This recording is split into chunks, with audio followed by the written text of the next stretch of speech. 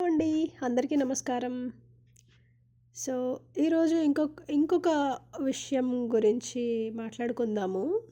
అదేంటి అంటే గర్ల్స్ మనం పీరియడ్స్ టైంలో యూజ్ చేసేటటువంటి ఐటెమ్స్ గురించి మాట్లాడుకుందాము.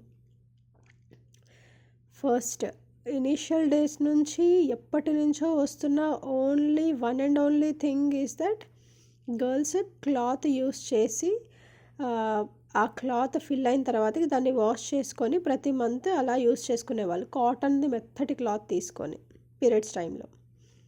అది రాను రాను అడ్వాన్స్‌మెంట్ వచ్చి ఆ ప్రాసెస్‌లో శానిటరీ ప్యాడ్స్ అని చెప్పేసి వచ్చాయి. ఇనీషియల్‌గా కాటన్ ప్యాడ్స్ అవి అనేటివి వచ్చాయి. వాడేసి తీసి పడేసుకోవచ్చు అని. దీనికి మనం అప్డేట్ అవ్వడానికి బేసిక్ మేజర్ రీజన్ ఏంటి అనంటే, క్లాత్ అయితే దాన్ని మళ్ళీ కొంచెం నానబెట్టి, కొంచెం వాష్ చేసుకొని సో, కొంచెం టైమ్ టేకింగ్ ప్రాసెస్ కాబట్టి, మనం ఆ టైమ్ టేకింగ్ ప్రాసెస్ నుంచి బయటపడటం ఈ శానిటరీ ప్యాడ్స్ తోటి ఈజీ కాబట్టి, జస్ట్ యూజ్ అండ్ త్రో కాబట్టి మనము మూవ్ అయ్యాము. కానీ ఆ శానిటరీ ప్యాడ్స్ వచ్చిన తర్వాతకి వాటికి కొన్ని రూల్స్ అండ్ రెగ్యులేషన్స్ వచ్చాయి. అంటే ఒక శానిటరీ ప్యాడ్ ఎన్ని అవర్స్ మాత్రమే వాడాలి, దాని తర్వాతకి వాడితే ప్రాబ్లమ్ అవుతుంది అలా. కొన్ని శానిటరీ ప్యాడ్స్ అయితే 4 అవర్స్, కొన్ని శానిటరీ ప్యాడ్ అయితే ఓన్లీ 6 అవర్స్, కొన్ని శానిటరీ ప్యాడ్స్ మ్యాక్సిమం 8 అవర్స్ అట్లా ఉంటుంది. వెరీ హైజీనిక్గా ఉండాలి అని అంటే మోస్ట్లీ డాక్టర్స్ చెప్పేది ఏంటంటే ప్రతి 6 అవర్స్కి ఒకసారి ప్యాడ్ చేంజ్ చేసుకోవాలి, లేకపోతే సమస్యలు వస్తాయి అని చెప్పేసి. ప్రెగ్నెన్సీ రిలేటెడ్ ఇష్యూస్ కానీ ఆ పార్ట్కి కానీ ఏమన్నా ఇన్ఫెక్షన్స్ వచ్చే ఛాన్స్ ఉంటుంది అని. ఇప్పుడు మరి మనం అడ్వాన్స్ పేరుతో ముందుకెళ్ళి ఇప్పుడు ప్యాడ్స్ నుంచి ఇంకా ట్యాంపెన్స్ అని ఇంకా ఏవో లోపలికి ఇన్సర్ట్ చేసుకునేటటువంటివి కూడా వచ్చాయి.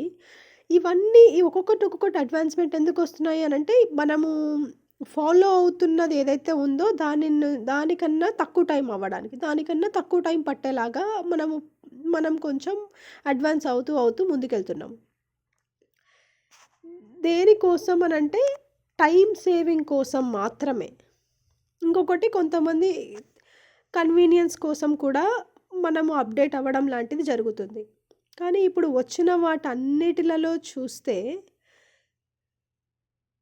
క్లాత్ నుంచి మనం చేంజ్ అవ్వడానికి కారణం ఏంది అనంటే cloth high maintenance, high time taking, కాకపోతే హై సేఫెస్ట్ ఆప్షన్. ఇప్పుడు ఎంతమందికి నిజంగా వర్క్‌లో ఉన్నప్పుడు 6 అవర్స్‌కి ప్యాడ్ చేంజ్ చేసుకోవాలని గుర్తుంటుంది. ప్రతి 6 అవర్స్‌కి టైం చేంజ్ చేసుకోవాలి అని చెప్పేసి ఇప్పుడు కొంతమందికి కంటిన్యూయస్ బ్లీడింగ్ కూడా అవ్వదు కదా! కంటిన్యూయస్ బ్లీడింగ్ అవ్వనప్పుడు ప్యాడ్ పెట్టుకున్న తర్వాతకి ఒక 6 అవర్స్ వరకు అసలు అది ఏమీ కొంచెం కూడా ఫిల్ అవ్వలేదనుకోండి, అప్పుడు ఉత్తిగా తీసి పడేయడానికి మనసొస్తదా? రాదు. అప్పుడు మనం ఏం చేస్తాం, ఆ ప్యాడ్‌ని అలాగే ఉంచేస్తాం. ఒక 8 అవర్స్, ఒక హాఫ్ డే, ఒక 12 అవర్స్ అట్లా.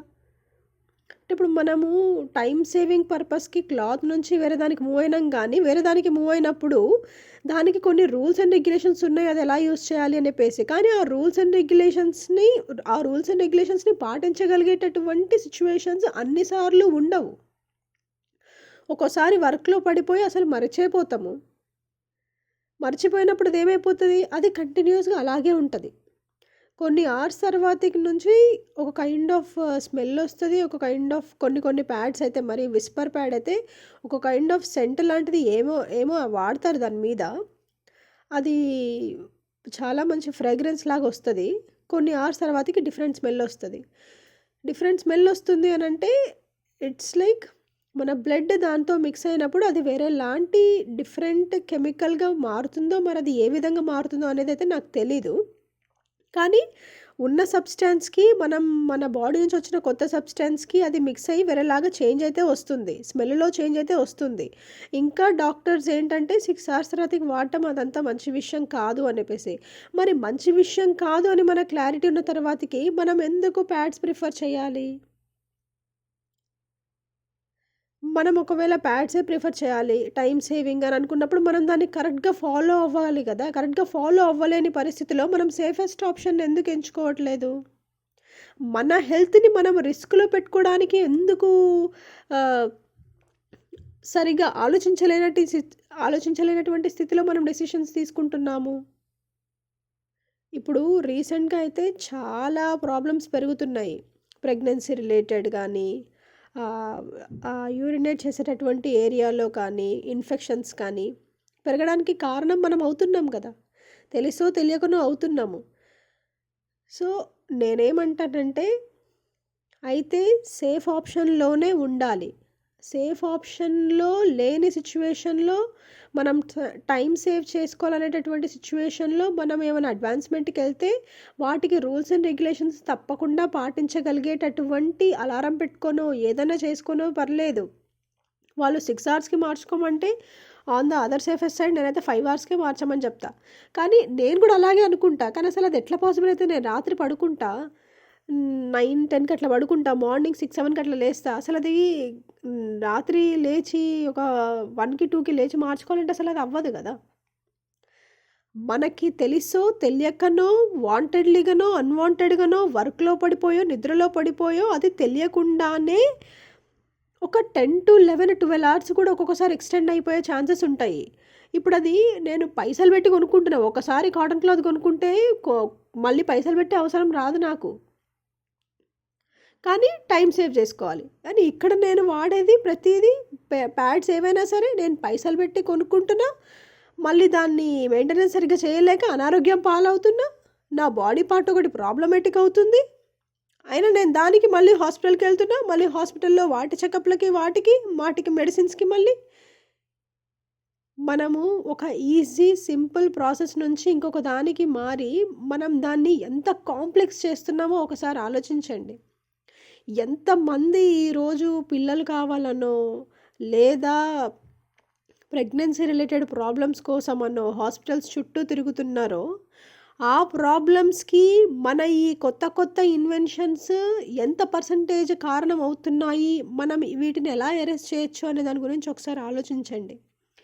ఈరోజు టైం సేవింగ్ గురించి ఆలోచించుకొని down the line after 5 to 10 years తర్వాతకి మ్యారేజ్ అయ్యి అది మనకి తెలియకుండా ప్రాబ్లం పెద్దగా అయిపోయి అది లోపల కూర్చొని ఎంతెంతో ఇబ్బందులు పడి ఎన్నెన్నో మాటలు పడి ఫ్యామిలీ నుంచి రిలేటివ్స్ నుంచి అంతా ఏదేదో అంటే ప్రెగ్నెన్సీ రాకనో ప్రెగ్నెన్సీ నిలవకనో ఏవేవో మాటలు వినేసి అది ప్రాబ్లం కాదా? అది మనసుకి బాధ అనిపించటం లేదా? బాధ పెట్టడం లేదా?